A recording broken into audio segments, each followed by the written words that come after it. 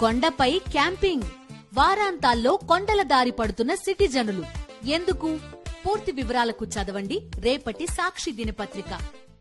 Railway minister అయినటువంటి పెద్దలు శ్రీ అశ్విని వైష్ణవ్ గారిని నేను ప్రత్యేకంగా అభినందిస్తూ, ముఖ్యంగా నాది ఒకే ఒక చిన్న విన్నపం.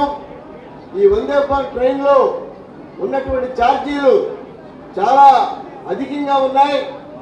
నేను గౌరవ మంత్రి గారైనటువంటి రామ్మోహన్ నాయుడు గారికి, అలాగే మిగతా అధికారులకి, అలాగే రైల్వే మినిస్టర్ అశ్విని వైష్ణవ్ గారికి నేను విజ్ఞప్తి చేస్తున్నాను.